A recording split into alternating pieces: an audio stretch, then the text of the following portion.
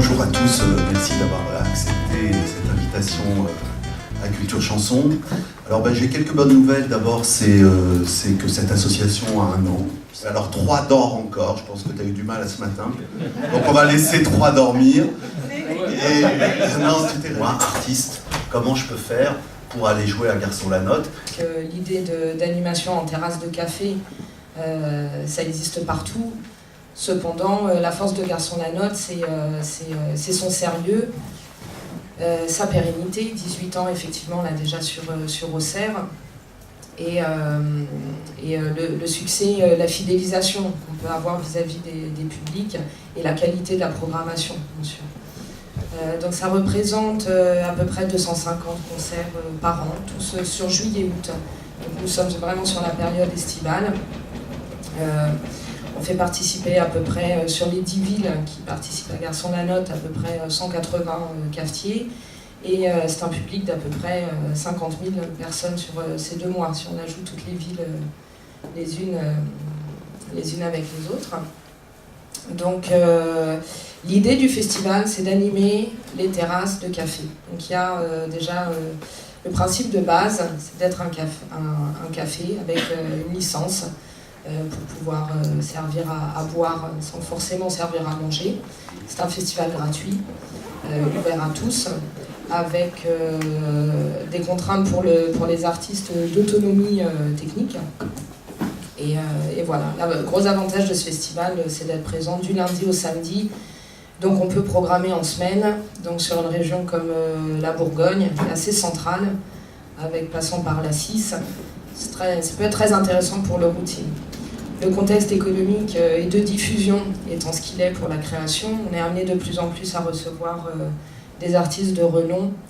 On a aussi un travail de défricheur aussi et de découvreur de talents, de groupes d'aide à l'émergence. À peu près 50% de régional, de groupes régionaux et 50% de groupes extérieurs, national, voire international. Est-ce que la chanson a des avantages ou des contraintes pour intégrer ces programmations?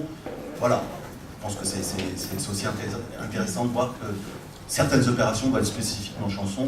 C'est un peu ton cas, alors tu vas nous expliquer ce que tu fais. Oui, alors bonjour à tous. Alors déjà, moi, pour activité, je fais du développement d'artistes sur Nantes. La structure, c'est Artitude. Et depuis 2013, on a créé un festival itinérant à côté de Nantes, qui est soit dans des lieux patrimoniaux, viticoles ou sur du plein air. Et nous, on aménage totalement les dates, c'est-à-dire qu'il n'y a pas que la partie concert, c'est aussi un aménagement du site pour pouvoir accueillir le public. Alors nous, on va travailler sur 2 axes, le tourisme et la culture. Il y a certains événements qui sont en partenariat via un office de tourisme ou via des villes. L'idée pour nous, c'est de dire qu'il peut y avoir aussi d'autres scènes de musique, de la découverte artistique aussi, hors des lieux habituels de diffusion, qui soient des salles de spectacle ou des festivals. Donc voilà, c'était la prise de pari de créer des nouvelles scènes en périphérie nantaise.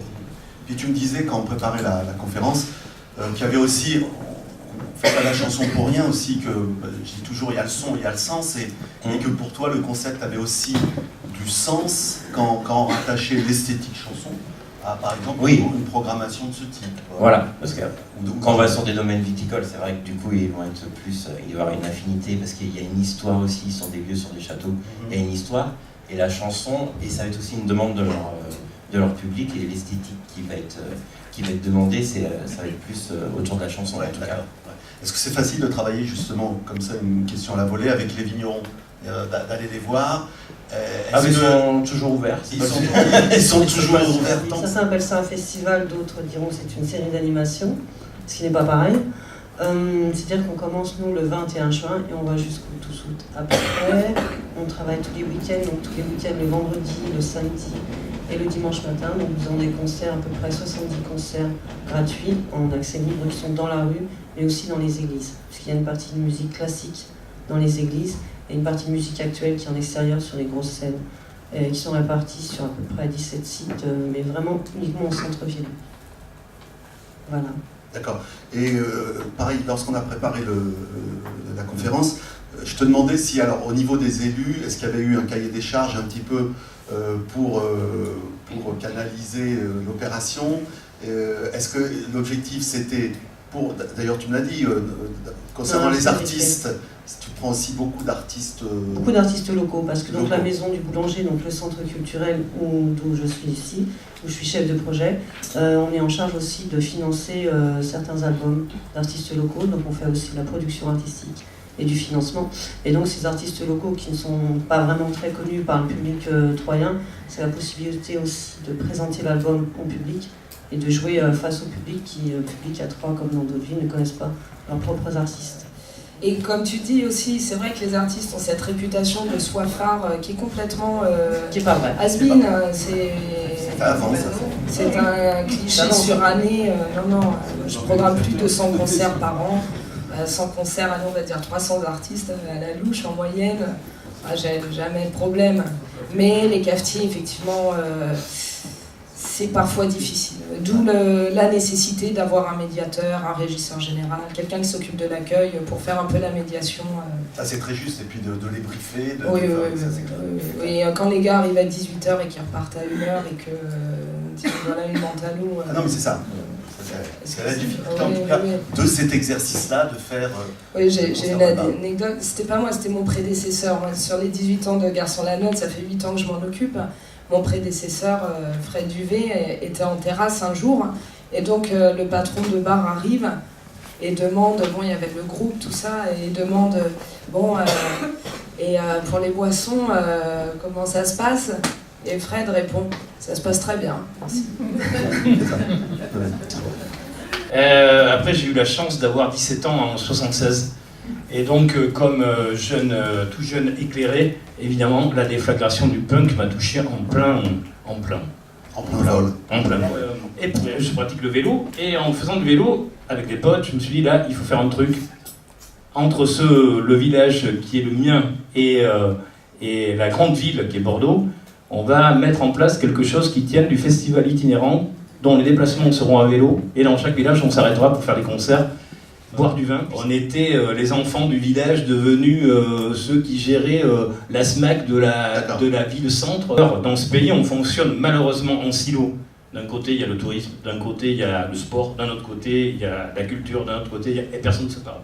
Et moi, être punk, c'est justement casser tous ces trucs-là. C'est pas avoir une claque et un chien et faire la manche, ça c'est clochard. Donc être punk, c'est casser tous les clichés, quoi. On a fait jouer par exemple Claire Diterzi dans une église, Nosfell aussi. Donc tous les artistes évidemment sont payés, tout est gratuit sauf le concert du samedi soir. Où là c'est dans un centre culturel à Créon, où il y a 700 places, et puis il nous faut aussi quelques revenus, d'autant plus qu'évidemment les règlements d'intervention bougent, et puis dans notre région, ça y est, ils vont faire en sorte comme sur le CNV, ce que je ne comprends pas, le CNV qui ne soutient pas les festivals gratuits, alors... Sur ta programmation, est-ce que tu mélanges à la fois tête d'affiche et développement découverte? Comment ça se passe si tu as un groupe plus découvert qui est intéressé par l'opération? Ouais, il y a de tout, il y a vraiment de tout. Et puis, on a mis des artistes qui sont devenus... Daphné, par exemple, était absolument inconnue quand on l'a fait passer chez nous. Ce qui m'intéresse, c'est qu'on est vraiment dans une dynamique d'action culturelle. Ouais. C'est-à-dire qu'il y a un public qui vient là pour faire du vélo, pour découvrir les lieux, pour se balader, et qui rencontre des artistes qu'il ne connaît pas forcément. Quand je vois que les festivals se professionnalisent à mort avec des scènes gigantesques, des artistes qui demandent des trucs. Bref, on voit des groupes arriver dans nos SMAC qui nous font des demandes de zénith, quoi. Et donc là, on dit aux artistes, c'est clair, c'est route. Donc le mec, il joue sur de l'herbe. Tu es venu avec un super livre, c'est pour le premier anniversaire de Culture Chanson.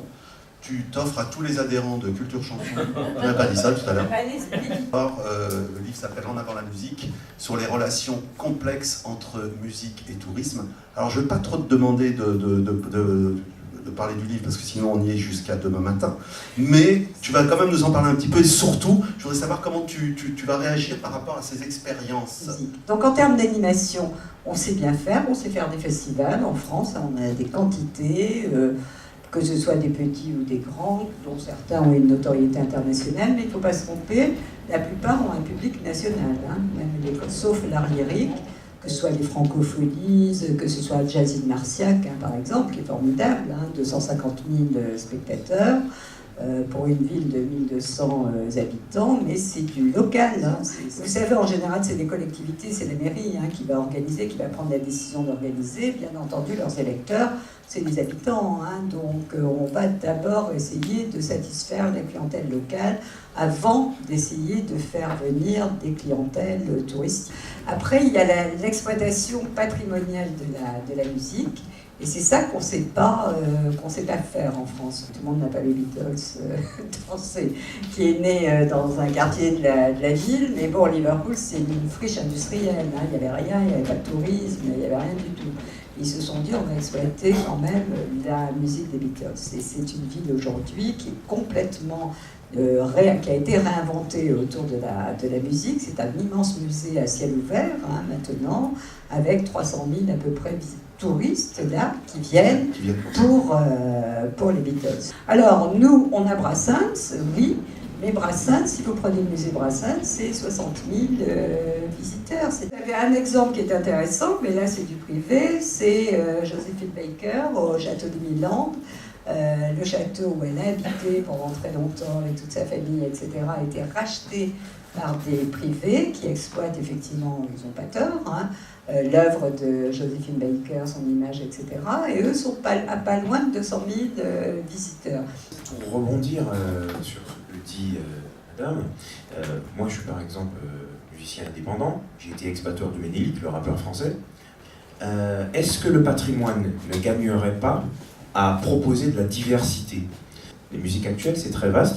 J'apprécie la chanson, j'ai fait la manufacture chanson d'ailleurs il y a quelques mois, j'ai fait une formation chez eux. Donc c'est vrai que les musiques actuelles sont très vastes, mais j'ai l'impression que peut-être que ça pourrait être très bénéfique de proposer de la diversité à l'intérieur même des musiques actuelles et de la chanson pour valoriser en fait le patrimoine, qu'il soit industriel. C'est tout à fait le sujet. Le tourisme est forcément transversal, mais avec la culture, ils collaborent. Tourisme et culture, il y a même des conventions qui sont signées et tout, et c'est la culture avec un grand C, c'est la culture savante. Donc on est sur l'art lyrique, on est sur l'opéra, sur la musique classique, etc., mais effectivement pas la chanson. Et puis comme on l'a dit rapidement, on va refaire un tour. C'est vrai que aller proposer un concert de classique dans une église, là, la mairie, elle va peut-être dire oui. Aller proposer un concert de hip-hop dans un musée, etc., ça commence à se faire, mais je crois on en parlait avec la personne qui s'occupe du chant des moineaux, et qui est par ici, Elisée-là, qui disait, quand on va voir un musée pour leur proposer une programmation, des fois on se fait jeter. Voilà, alors je trouve qu'aujourd'hui, le concert, l'institutionnalisation de la musique de manière générale, des lieux d'écoute et de consommation de musique, devient surstructurée. Et aujourd'hui, on se rend bien compte, ça fait 20-30 ans qu'on met en place des politiques culturelles, que le concert ne se suffit plus à lui-même. Donc c'est très intéressant pour lutter contre cette banalisation de cette consommation de concerts, de trouver des chemins de traverse. Et là, tu me suivras sur une notion que j'adore de braconnage, qui est de toujours passer, être malin, être futé, toujours accéder par des chemins de traverse. Et l'auditeur, le spectateur de musique ne va plus aujourd'hui nécessairement prendre l'autoroute de la consommation de la musique. Et donc, effectivement, il faut être malin, il faut essayer de jouer pour arriver à faire passer des trucs. Et nous, on s'est fait jeter d'une église parce que Claire Diterzi avait des propos qui étaient trop sexués. Je pense que tous les festivals de la Fédération essayent de faire à chaque endroit où ils sont des liens, et des liens forts, ou avec les offices de tourisme. Tu parlais de Troyes et du festival des Nuits de Champagne qui commence bientôt. Voilà un festival qui arrive à faire venir 900 choristes pendant une semaine dans une ville, qui vont trouver à se loger, qui vont manger dans cette ville, etc. Et qui sont en plus des gens qui achètent des billets pour les spectacles du soir. Il y a quelque chose qui m'a vachement interpellé tout à l'heure, j'ai entendu une phrase au passage, quelqu'un a dit aujourd'hui juste proposer un concert, entre guillemets, ça suffit pas aux gens, ça suffit pas. Et moi c'est quelque chose que je constate aussi, nous ça fait une quinzaine d'années qu'on est sur la scène chanson. On a toujours travaillé les spectacles, travaillé les lumières, travaillé des metteurs en scène. Et même maintenant, on va aussi dans les arts de la rue. On a une pièce musicale, on a des concerts acoustiques, un peu des concerts clandestins dans les lieux un peu improbables. Et quelque part, c'est un peu une parade aussi qu'on a trouvée pour continuer à intéresser les gens et à susciter l'envie. Je crois que c'est une question vraiment générale de fond. Tu peux peut-être répondre. Je vais dire oui. C'est le travail sur le public. Sur le public. Et est-ce que... Alors je crois que les artistes, ils ont intérêt quand même à se bouger les fesses. Si on se demande qu'est-ce qu'être punk en 2018, c'est donc négocier avec un curé. Et ça, je le retiendrai en partant de cette conférence. Je sais que vous n'êtes peut-être pas tous venus avec un cadeau d'anniversaire. Par contre, vous pouvez en faire un en adhérant à Culture Chanson, www.culturechanson.com. Voilà.